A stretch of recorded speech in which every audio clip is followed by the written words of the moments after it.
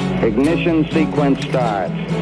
6, 5, 4, 3, 2, 1, 0. Liftoff. We have a liftoff.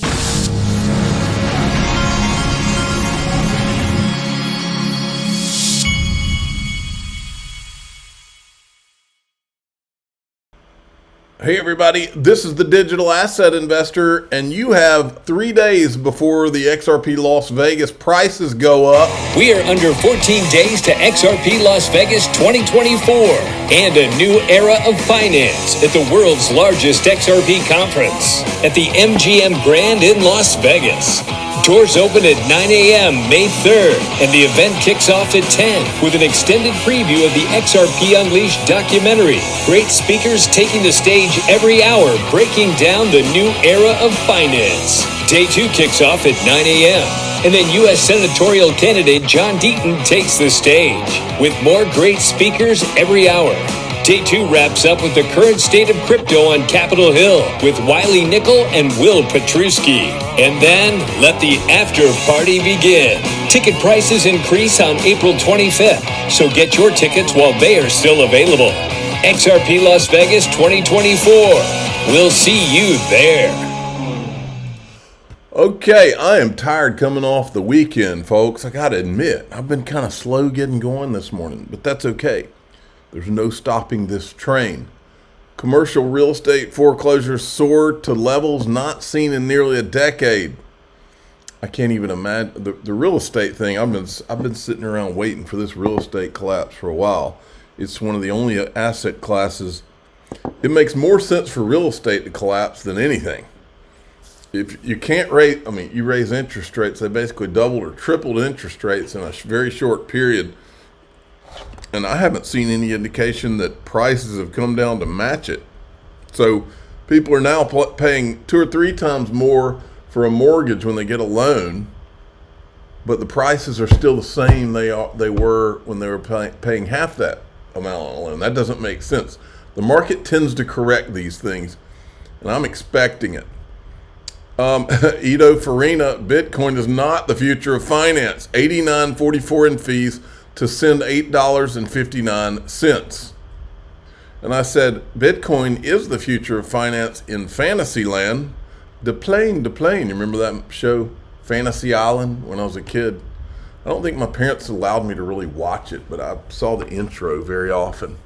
Then you've got, this was put out by Real XRP Boy, who is kind of an OG in XRP.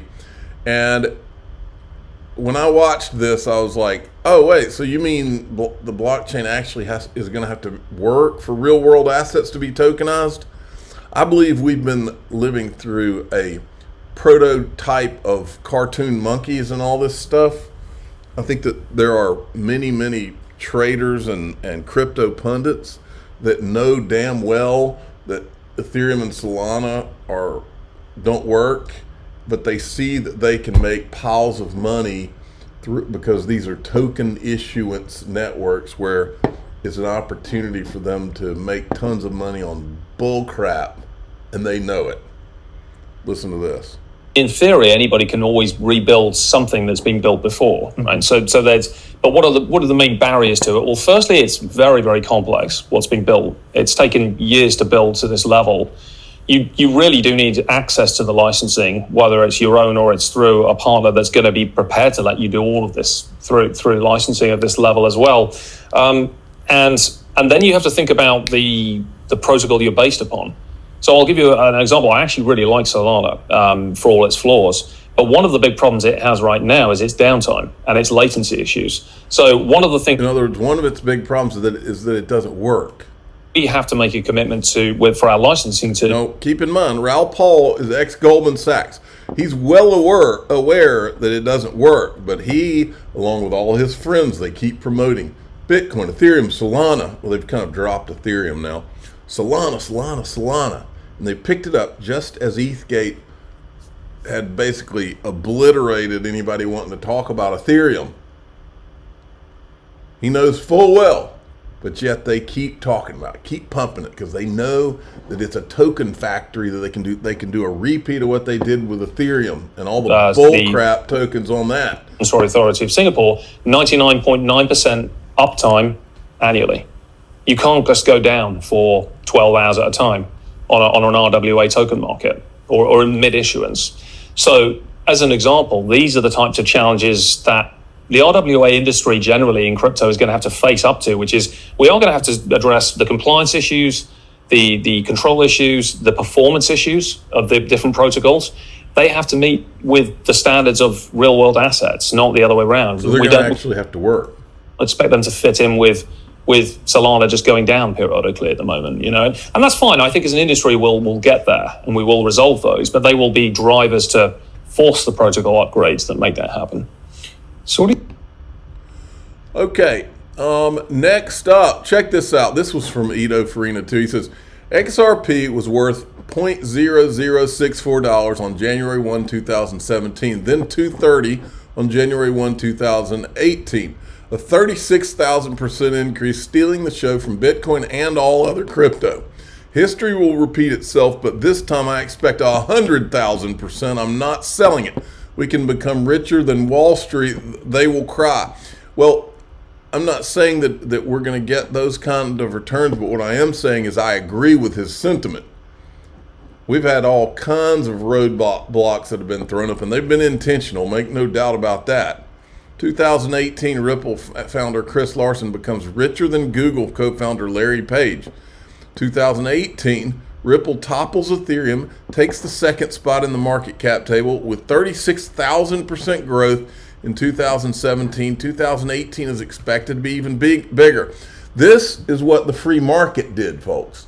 I believe, like he's saying here, I believe we're going to get back to the free market once we have put all the lies and manipulation firmly in the grave that they belong to be. And I think we've accomplished a lot along those lines, ETHgate. But don't forget this, because he's right. This was when that late 2017, early 2018, when XRP jumped Ethereum, hit the all-time high. This is when the multifaceted plan to slow down Ripple and XRP began. Not a coincidence. Laura Shin wrote this just as the all-time high was hit. She would spend the next 3 years bashing Ripple and promoting Ethereum. She even wrote a book on Ethereum and did not address the disguised whales at all. And she knew we were out here talking about them. In fact, she even responded to us questioning this. And she didn't say a word about it, okay? Because and this piece right here was nothing but a hit piece. This was to highlight how rich Chris Larsen was. And I remember David Schwartz at one time saying when he saw this article, he knew that was going to be a top, because he knew they had to know that this was a hit piece by the bad guys. This is a guy who's an analyst, but he's not a pro XRP guy, which is what I like about this tweet. My targets for the next 6 months, next 12 to 15 months. Look at this one. XRP, $3 to $5. That wouldn't surprise me at all. $10 to $20 wouldn't surprise me at all either. Ryan Selkis, I'm once again asking you to vote with your wallet and buy Bitcoin this year, as it is the only check to runaway growth and power of the security state. He's showing where we were at 2012, 16, 20, and now. I do believe the next 12 months is going to be exciting. And then we've got, let me make sure I'm in line here.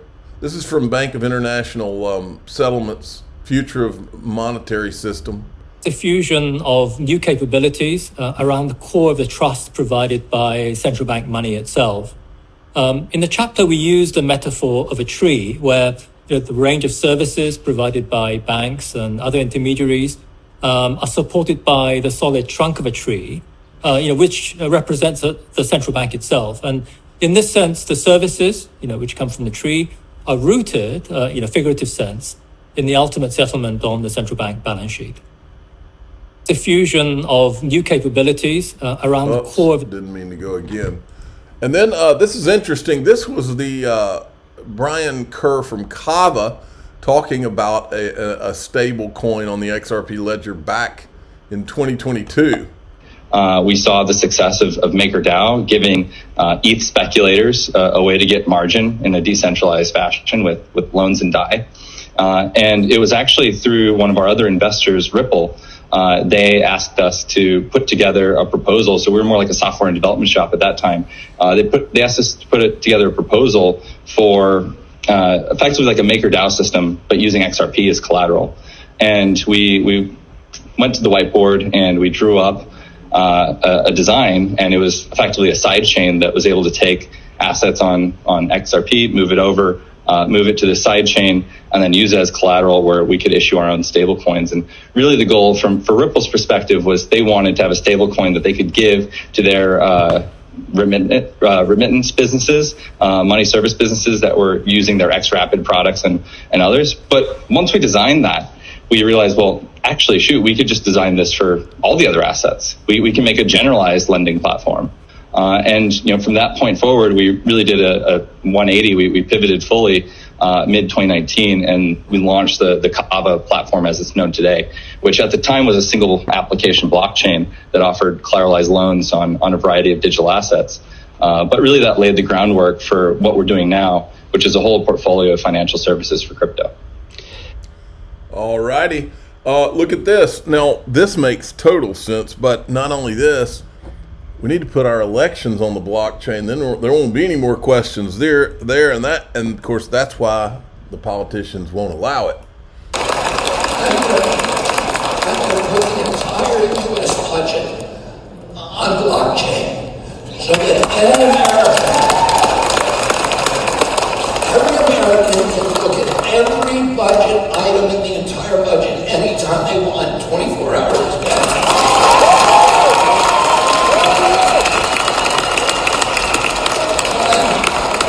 We're going to have 300 million eyeballs on our budget, and if somebody is spending $16,000 for a toilet seat, everybody's going to know about it.